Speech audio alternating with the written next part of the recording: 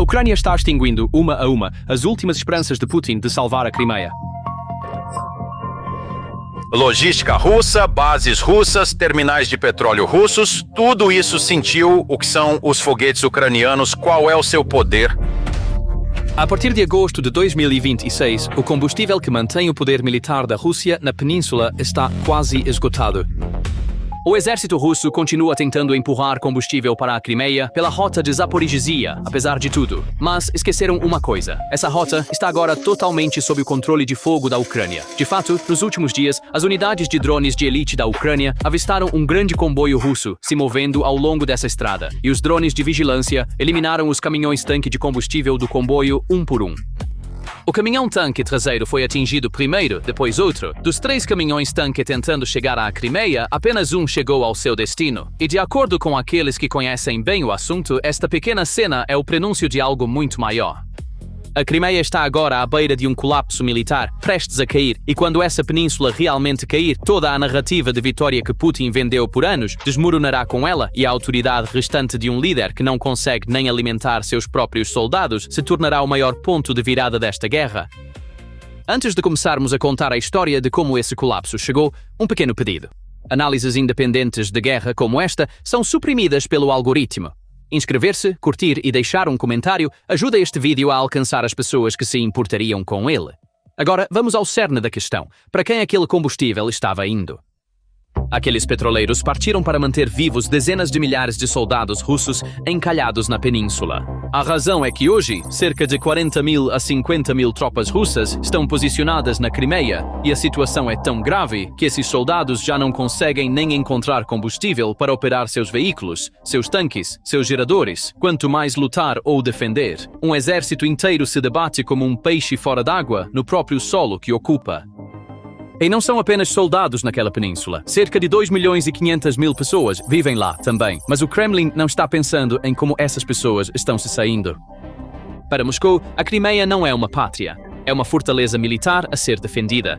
De fato, a escassez de combustível chegou a tal ponto que a administração de ocupação foi forçada a declarar estado de emergência e até a assumir poderes para evacuação forçada.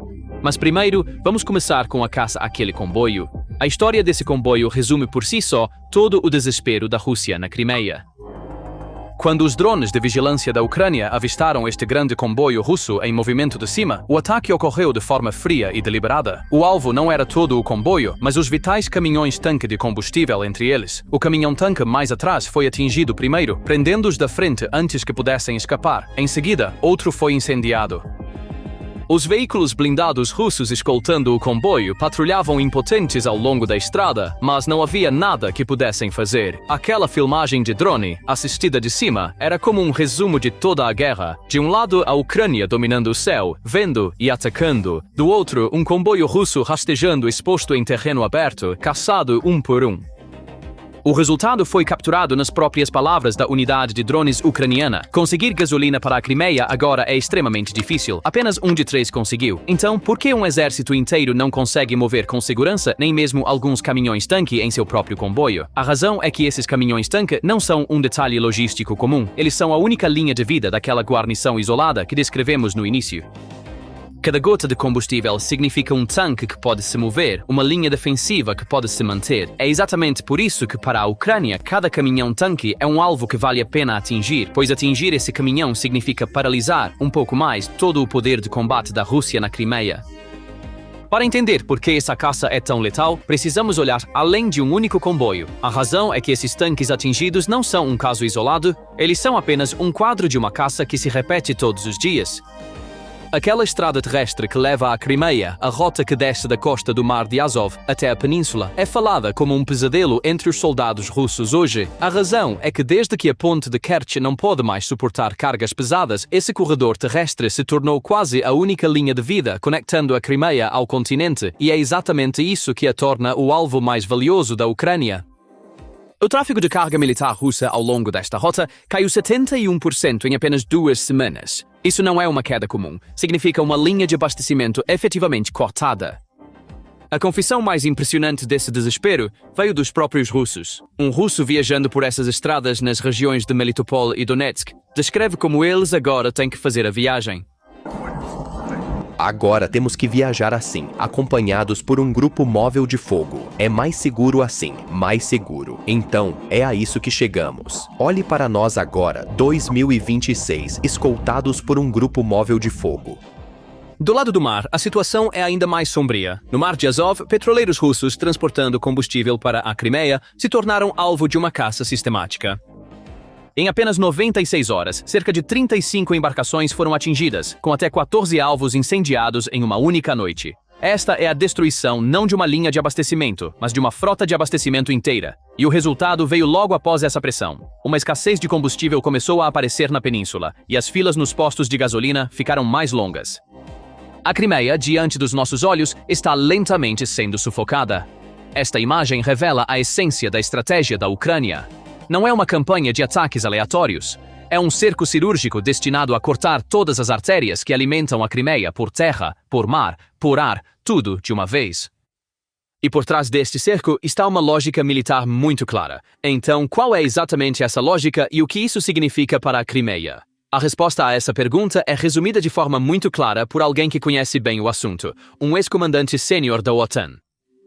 De acordo com este comandante, o caminho para retomar a Crimeia da Rússia passa primeiro por isolá-la completamente, e é exatamente isso que a Ucrânia está fazendo, afundando os navios que transportam combustível para a península, atacando as balsas que complementam a ponte e destruindo a logística terrestre que se estende do mar de Azov ao norte da Crimeia. A lógica dessa estratégia é simples, mas devastadora. Para tomar uma fortaleza, primeiro você a cerca. Como a Crimeia é uma península, suas ligações com a terra são limitadas, e quando esses poucos pontos de conexão são cortados, uma península inteira se transforma em uma prisão a céu aberto. E a importância dessa península vai muito além de um pedaço de terra comum. A Crimeia é o centro logístico que sustenta toda a frente sul da Rússia, a principal base da frota do Mar Negro, o ponto de partida para operações aéreas e o depósito de suprimentos para todas as unidades russas no sul. Assim, quando esta península escapa, toda a arquitetura militar da Rússia no sul é abalada até suas fundações. É por isso que a estratégia da Ucrânia não é tentar invadir a península diretamente. Isso exigiria uma campanha terrestre sangrenta, talvez impossível. Em vez disso, a Ucrânia escolhe um caminho muito mais inteligente, cortando todas as artérias que alimentam a Crimeia, transformando-a em um fardo nas mãos da Rússia, tornando uma península inteira inútil sem derramar o sangue de um soldado. Então, por que essa estratégia funciona apenas agora? A resposta está na mudança nas ferramentas que a Ucrânia possui. Alvos a distâncias inimagináveis no início da guerra agora podem ser atingidos com seus próprios drones fabricados internamente e mísseis de longo alcance. Então, a ideia de isolar a Crimeia não é nova, mas a capacidade tecnológica para realizar essa ideia só amadureceu recentemente, e a Rússia ainda não desenvolveu uma defesa eficaz contra essa nova realidade. E quanto à ponte de Kerch, aquele símbolo gigante que liga a Crimeia à Rússia há anos, por que ainda está de pé? É aqui que entra uma escolha muito estratégica. Pela avaliação do mesmo comandante, a Rússia não pode mais usar essa ponte para cargas militares pesadas, já que temem que a Ucrânia, assim como fez antes, possa cronometrar um ataque exatamente nesse momento. Então, os russos evitam mover combustível e munição pela ponte. Em grande parte, apenas o tráfego de veículos civis flui, e isso explica a lógica de deixar a ponte de pé, por enquanto, do lado da Ucrânia. Como a ponte já não pode suportar logística pesada, não há necessidade de despender grande esforço para derrubá-la, e destruir completamente essa estrutura maciça exigiria enormes recursos e precisão. Mesmo sem explodir a ponte, a Ucrânia atinge seu objetivo de isolar a Crimeia e torná-la inutilizável. A ponte não é mais uma ameaça, apenas um símbolo que custou caro. Será derrubada quando chegar a hora, mas por enquanto não vale a pena gastar energia em outro lugar. Então, o que esse isolamento concretamente ganha para a Ucrânia? Muito simplesmente, isso transforma a Crimeia de um centro de poder em um fardo que deve ser defendido. A Rússia agora tem que desviar seus recursos, sua atenção e seus soldados para sustentar esta península, o que significa retirá-los de outras partes da frente. Sem disparar uma única bala, a Ucrânia está dividindo a força do inimigo internamente, mas o isolamento é apenas a primeira metade dessa estratégia. A parte realmente devastadora é a segunda metade. A razão é que isolar a Crimeia não é suficiente. Ela tem que se tornar inútil para a Rússia, militarmente inutilizável, e é exatamente isso que a Ucrânia tem feito nas últimas semanas. lançou uma campanha energética sistemática contra a península. Até o nome revela a intenção Crimea Key Off. Sob esta operação, cerca de 177 instalações de energia em territórios ocupados foram atingidas desde o início de julho, e o ritmo desta campanha mostra o quão sistemática ela é. Nos primeiros 6 dias da operação, dezenas de instalações foram atingidas de uma vez, e grande parte da Crimeia, incluindo sua capital, Simferopol, foi mergulhada na escuridão. Isso não é um corte de energia comum. Tudo o que mantém uma base militar funcionando, radares, sistemas de defesa aérea, centros de comando, depósitos de munição refrigerados, redes de comunicação, depende de eletricidade. Quando a energia é cortada, não são apenas as luzes das casas que se apagam. O sistema nervoso da Crimeia, como base de guerra, fica paralisado. Uma bateria de defesa aérea mergulhada na escuridão já não é uma bateria de defesa aérea. O exemplo mais concreto desse golpe ocorreu em um terminal naval do outro lado da península. Os drones navais da Ucrânia, em 4 dias, destruíram 12 tanques gigantes de combustível de 5.000 toneladas cada neste terminal, um volume inflamável igual a 1.000 vagões-tanque ferroviários. A área coberta pelo fogo excedeu 17.000 metros quadrados. Esta escala transforma o evento de sabotagem comum em destruição estratégica. A razão é que isso não é apenas incendiar um depósito, significa vaporizar de uma só vez a reserva de combustível de todas as operações russas na Crimeia. Além disso, as bases aéreas na península também foram atingidas. Aviões de guerra, hangares de drones e um terminal de petróleo foram atacados. O quadro fica claro. A Ucrânia está retirando da Crimeia o seu papel de porta-aviões que a Rússia usa para suas operações no sul da Ucrânia. Essa península, de onde jatos russos decolavam, mísseis russos eram lançados, navios russos ancoravam, agora está se tornando um alvo exposto que precisa ser defendido. Por anos, a Crimeia foi vista como o porta-aviões insubmersível da Rússia, uma base de poder intocável no meio do Mar Negro. Mas esse mito de intocabilidade agora desmoronou. Os drones e mísseis da Ucrânia perfuram essa base insubmersível um pouco mais a cada dia. E uma vez que uma base deixa de ser um refúgio seguro e se torna um alvo sob fogo constante, ela também deixa de ser uma fonte de poder. É por isso que o mesmo comandante diz que quem controlar a Crimeia vencerá esta guerra. A razão é que, enquanto a península estiver nas mãos da Rússia, é uma plataforma militar que alimenta toda a frente sul. Mas uma vez que a Ucrânia a transforme de uma plataforma em um fardo, toda a posição da Rússia no sul é abalada até o âmago. Isso já é um ganho estratégico em si mesmo. A Ucrânia, sem capturar a Crimeia, está retirando seu papel de ameaça. À medida que os jatos decolam, os mísseis são lançados e os navios ancoram na península diminuem, a costa sul e as cidades da Ucrânia respiram um pouco mais aliviadas também. Portanto, cada base atingida significa para a Ucrânia tanto a remoção de uma ameaça russa quanto um avanço em sua própria segurança. Mas o efeito desse estrangulamento não se limita apenas aos soldados uniformizados da Rússia. A razão é que, como aponta o mesmo comandante, essa escassez está encurralando não apenas as unidades da linha de frente, mas também a administração de ocupação e os civis russos que vivem lá. A própria vida diária é paralisante. O transporte para, a energia é cortada, os serviços básicos entram em colapso. As engrenagens da ocupação, à medida que o combustível acaba, começam a travar uma a uma. Este é um custo invisível da ocupação. Manter um território sob ocupação não é feito apenas mantendo soldados lá. Esse território precisa ser governado, sua eletricidade, sua água, seu combustível fornecidos.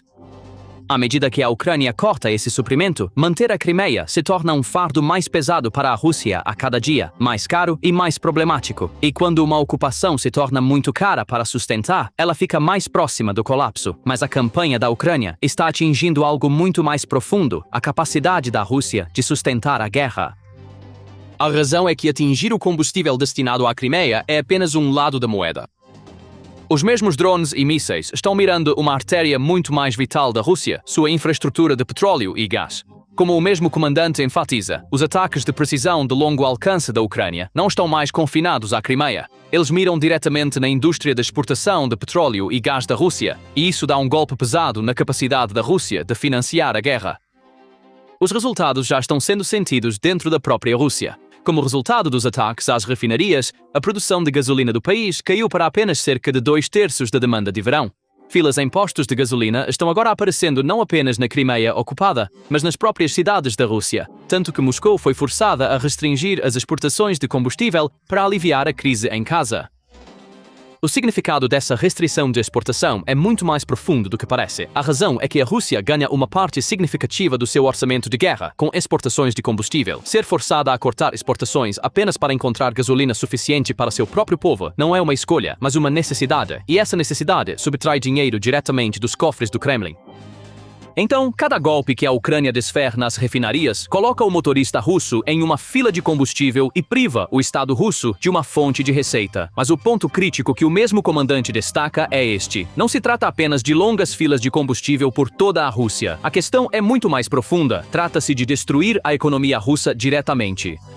A razão é que as receitas de petróleo e gás são a principal artéria que financia a máquina de guerra de Putin. Quando essa artéria é cortada, o que é cortado não é apenas a gasolina, é o dinheiro para manter a guerra em andamento.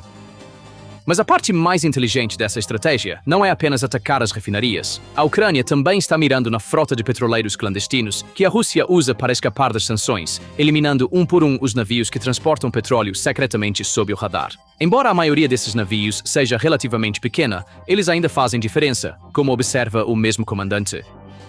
Cada petroleiro afundado retira mais uma parte da capacidade da Rússia de escapar das sanções e vender petróleo.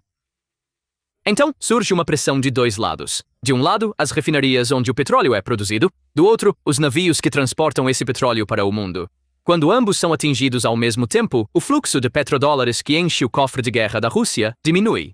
O impacto desse golpe alcança até além das fronteiras da Rússia. Como a Rússia é um dos maiores exportadores de combustível do mundo, uma contração na sua produção cria ondas nos preços globais de energia também. Uma queda do diesel russo no mercado mundial pode ser sentida, por exemplo, nos preços do outro lado do oceano. Portanto, um golpe que a Ucrânia desferir em uma única refinaria pode ser sentido até em um posto de gasolina distante. E isso mostra por que a questão não é apenas sobre a Crimeia. Trata-se da capacidade da Rússia de sustentar a guerra diretamente. A mesma mão que estrangula a Crimeia também está secando o orçamento de guerra de Moscou. De fato, essas duas campanhas, isolar a Crimeia e atacar as exportações de petróleo da Rússia, se complementam. Como observa o mesmo comandante, cortar o combustível destinado à Crimeia impede que a península sirva como base logística para as unidades russas no norte. Atacar a indústria petrolífera da Rússia e a frota sombra corrói a capacidade de Moscou de financiar toda a guerra. Um é tático, o outro é estratégico, mas ambos servem ao mesmo objetivo: quebrar a capacidade da Rússia de lutar tanto no campo de batalha quanto no tesouro. E as repercussões desse estrangulamento se espalham ainda mais, chegando até os mercados globais de alimentos. A razão é que o Mar Negro não é apenas uma frente de guerra, é também um dos corredores alimentares mais críticos do mundo. A intensificação dos ataques neste mar recentemente forçou as empresas de navegação a suspenderem suas escalas nos portos ucranianos, tanto que, à medida que os ataques aumentaram, até mesmo o tráfego marítimo que passa pelo Estreito de Kerch e suas vias navegáveis conectadas foi interrompido. Uma das passagens marítimas mais críticas da região efetivamente se transformou em uma zona de risco. Isso, ao ameaçar diretamente uma das principais rotas de exportação global de grãos, está aumentando a ansiedade nos mercados alimentares mundiais. Esta é a dimensão menos discutida, mas de maior alcance da guerra. O trigo, o milho e o óleo de girassol que atravessam o Mar Negro chegam às mesas de milhões de pessoas do Oriente Médio ao norte da África. Egito, Turquia e muitos países africanos dependem deste corredor para seus alimentos básicos. Então, quando este corredor é bloqueado, o efeito é sentido não apenas em Kiev ou Moscou, mas nos preços do pão em todo o mundo. Em outras palavras, cada tensão no Mar Negro se reflete na conta de supermercado de uma família a milhares de quilômetros de distância. Há também um lado mais sombrio nessa situação. Nos territórios ocupados, grãos pertencentes à Ucrânia estão sendo sistematicamente roubados e vendidos secretamente no exterior. Como essa operação funciona veio à tona. O grão roubado é primeiro levado para um porto sob ocupação, depois é empurrado para os mercados mundiais a bordo de navios granileiros roubados. Tanto que um caminhão transportando esse grão roubado foi relatado ter pegado fogo perto de Sevastopol. A Ucrânia está mirando não apenas o combustível, mas também essa cadeia de pilhagem. Além disso, sob este mar sufocado, há também uma dimensão energética. Existem ricos depósitos de petróleo e gás no Mar Negro, e a presença sustentada da Rússia ali através da Crimeia representa uma ameaça direta à Ucrânia e a países costeiros como a Romênia. E manter a Crimeia também dá à Rússia o poder de controlar a entrada para o Mar de Azov, tornando a península a chave para um portal marítimo. É por isso que o destino da Crimeia preocupa o futuro não apenas de uma península, mas de toda uma região, até mesmo do equilíbrio global de alimentos e energia. Essa dimensão global é crítica para a Ucrânia também. A razão é que, à medida que a questão da Crimeia cresce e seus efeitos se espalham pelos mercados mundiais, esta guerra deixa de ser um conflito regional distante e se transforma em um problema que toca o interesse de todo o mundo, e isso se torna uma alavanca que aumenta a pressão internacional sobre a Rússia. Quando todas essas consequências se juntam, surge um quadro muito maior. O próprio curso da guerra está mudando. A razão é que, nos últimos meses, o equilíbrio da guerra mudou visivelmente a favor da Ucrânia. Como o mesmo comandante destaca, essa mudança pode ser lida em vários sinais ao mesmo tempo. As pesadas perdas da Rússia, sua falha em fazer qualquer avanço significativo no terreno e, talvez mais notavelmente, aquela gigantesca marinha russa que uma vez dominou o Mar Negro, deixando de ser um fator. Este último ponto é uma transformação massiva por si só. A razão é que a frota do Mar Negro foi, por séculos, o símbolo do poder da Rússia nesta região. Hoje, essa frota se transformou em uma sombra forçada a se esconder em seus próprios portos, receosa de se aventurar em águas abertas. E uma Crimeia sem marinha significa uma fortaleza muito mais difícil para a Rússia defender. Há uma consequência direta para essa retirada também. À medida que a marinha russa recua do oeste do Mar Negro, a Ucrânia conseguiu reabrir seu próprio corredor de comércio marítimo. Assim, a perda da Rússia é na mesma medida o ganho da Ucrânia. Em águas antes controladas por navios russos, a Ucrânia pode hoje realizar suas próprias exportações. Isso é tanto uma vitória econômica quanto uma demonstração simbólica de força. Há também uma ironia histórica nisso. Hoje, a Ucrânia está conseguindo o que não pôde em sua grande contraofensiva de 2023, isolando a Crimeia e neutralizando a marinha russa em 2026 através de uma campanha paciente e sistemática. Naquela época, tentou por meses, em uma ofensiva terrestre sangrenta, romper as linhas defensivas russas apenas para ganhar muito pouco a um custo elevado. Hoje está alcançando o mesmo objetivo pelo ar e pelo mar sem tomar um único metro de terreno na frente. A muralha que não conseguiu romper então com tanques e infantaria, agora erode com drones e mísseis de longo alcance, derramando muito menos sangue. Isso também é prova de como a natureza da guerra moderna mudou. O destino de uma península inteira agora pode ser decidido não pelo número de soldados no terreno, mas por golpes precisos caindo do céu.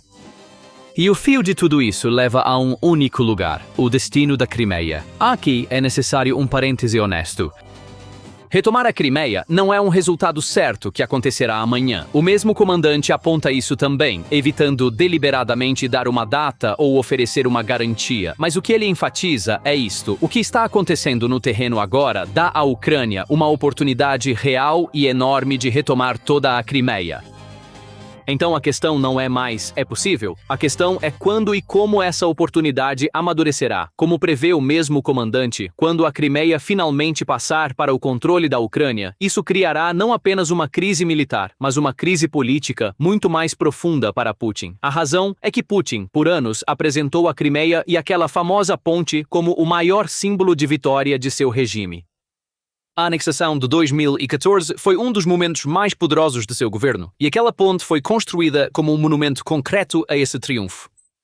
É por isso que, quando esse símbolo desmoronar, o que cair não será apenas uma posição militar. A imagem de invencibilidade de um líder, construída tão cuidadosamente ao longo dos anos, também desmoronará. E como o mesmo comandante enfatiza, isso terá um profundo efeito psicológico na sociedade russa.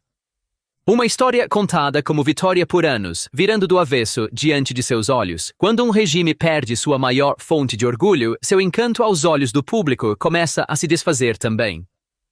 De fato, o objetivo final da Ucrânia nesta guerra é exatamente este: a linha vermelha que seu líder traçou há 4 anos, o retorno do país às suas fronteiras de 1991, incluindo a Crimeia, àquelas fronteiras internacionalmente reconhecidas que a própria Rússia uma vez aceitou. É por isso que, para a Ucrânia, isso não é uma escolha, mas uma questão de existência. Uma equação amarga na linha de frente resume essa verdade. Se os russos pararem de lutar, a guerra termina, mas se os ucranianos pararem de lutar, a Ucrânia acaba. Essa assimetria explica por que a Ucrânia está tão determinada e por que não tem escolha a não ser caçar esses comboios de combustível. Claro, isso não significa que a guerra acabou. Como o mesmo comandante também nos lembra, o impulso passando para a Ucrânia não significa que os problemas acabaram, e a Rússia fará tudo o que puder para reverter esse equilíbrio e retomar a iniciativa. Há algo que a Rússia ainda pode fazer, de fato, que a Ucrânia ainda não conseguiu parar completamente: ataques de mísseis balísticos em cidades ucranianas. Então, mesmo que essa estratégia de estrangulamento funcione, o preço da guerra continua sendo pago pesadamente por ambos os lados. Mas a direção geral do quadro não muda. A Rússia pode fazer contramovimentos, pode desacelerar o ritmo de vez em quando, mas uma fórmula para impedir que as artérias que alimentam a Crimeia sejam cortadas uma a uma, por enquanto, não está à vista.